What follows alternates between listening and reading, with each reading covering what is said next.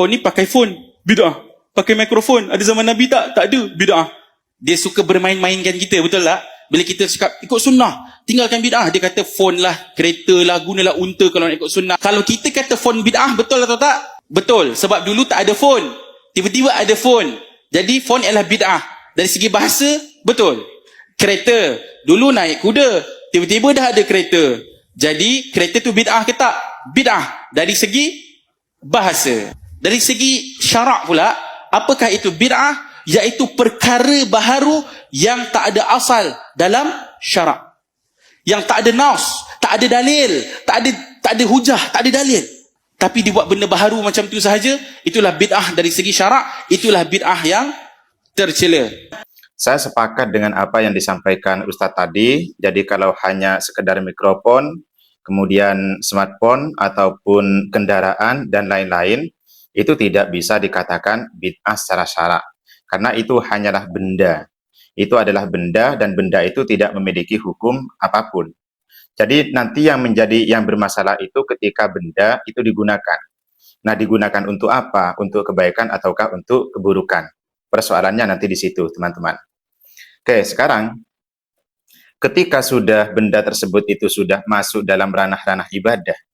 Nah, ini apakah tidak ada kemungkinan untuk menjadi bid'ah? Katakan seperti ini. Pada masa baginda Nabi, ketika adzan itu naik ke atas masjid.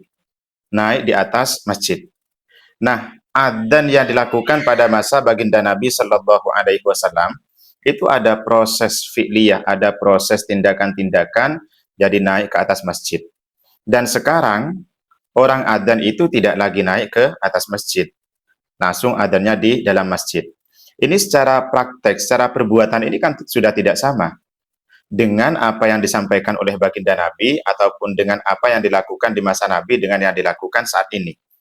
Nah, ketika sudah prakteknya tidak sama, apakah dari kalangan sebelah, dari orang-orang Wahabi yang biasanya mengatakan Nabi Muhammad itu mempraktekkan hal seperti itu, apakah tidak?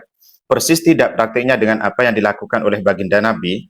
Nah, biasanya mereka sering menanyakan seperti itu, menyatakan seperti itu. Nah, kasus kecil saja, persoalan adzan, pada masa Nabi, adzannya itu naiknya ke atas menara, ke atas masjid. Sekarang adzannya di dalam masjid.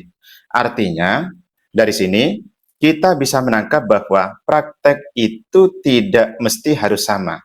Tuh, teman-teman ya. Praktek itu tidak mesti harus sama. Yang penting adalah tujuannya, substansinya. Substansinya kalau adzan itu adalah lil i'lam, untuk memberitahu akan masuknya sholat.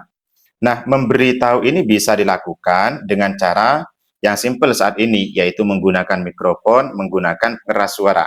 Jadi substansi adzan ini sudah tercapai. Sehingga meskipun prakteknya itu tidak sama, ya ini tidak bisa dikatakan bid'ah. Sama dengan istilah-istilah kita yang biasanya praktek kita, amaliyah kita yang biasanya sering dibid'ahkan gara-gara praktek, misalkan seperti tahlilan.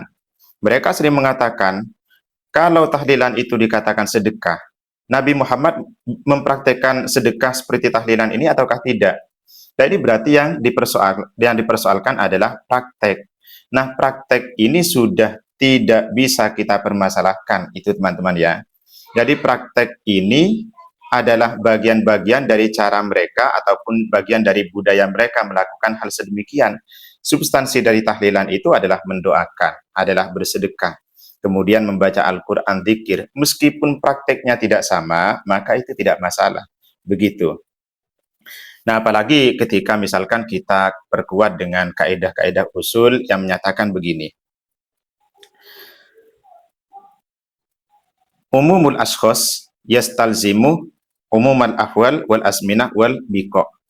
Bahwa keumuman yang mencakup semua orang berarti juga mencakup semua keadaan, zaman ataupun tempatnya.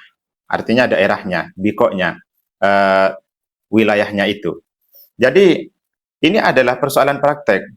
Jadi jangan sekali-kali kita kemudian mempersoalkan praktek. Nabi Muhammad itu cara sedekahnya seperti apa kira-kira? Sedekahnya itu apakah datang ke rumah orang yang dia sedekahi, ataupun ketika misalkan zakat apakah datang ke rumah orang yang dia zakati atau bagaimana? Nah, ini adalah persoalan praktek. Jadi praktek ini jangan kita jadikan permasalahan. Nabi Muhammad itu ketika mendoakan orang yang sudah meninggal itu praktiknya bagaimana? Nabi Muhammad itu ketika membaca Al-Quran itu praktiknya bagaimana? Ketika membaca surat Kahfi itu apakah hanya pada malam Jumat saja? Kemudian cara duduknya bagaimana? Jadi tidak perlu hal yang semacam itu. Yang penting substansi dari ibadah selama prakteknya tidak diatur oleh syariat. Kalau diatur oleh syariat maka kita harus mengikuti seperti halnya sholat. Baginda Nabi sudah menyatakan sallu kama ra'aitumuni usolli. Itu berarti sudah diatur praktiknya oleh syariat. Tapi kalau tidak diatur, artinya praktek itu berarti diserahkan kepada masyarakatnya, diserahkan kepada umat Islam. Jadi seperti itu. Jadi persoalan mikrofon, oke, itu bukan bid'ah. Persoalan HP itu juga bukan bid'ah. Kendaraan itu juga bukan bid'ah. Tapi ketika benda-benda ini dijadikan sesuatu, dijadikan media untuk merubah praktek-praktek yang ada pada masa Nabi, nah ini yang bermasalah. Seperti tadi persoalan adzan saja itu. Jadi persoalan adzan ini sudah praktiknya berbeda yang kita lakukan dengan masa baginda Nabi Shallallahu Alaihi Wasallam. Tapi kita tidak pernah mengatakan itu sebagai perbuatan bid'ah, teman-teman. Nah itu ya. Jadi sekali lagi, kalau misalkan kita mau konsisten dengan cara berpikir, persoalan praktek itu bukan masalah, ya. Itu bukan sebuah masalah. Jadi selama syariat tidak mengatur prakteknya, ya maka berarti diserahkan kepada masyarakat. Berdasarkan kaidah ini, umumul ashkhos yastalzimu umumal azminah wal amkinah wal biqo.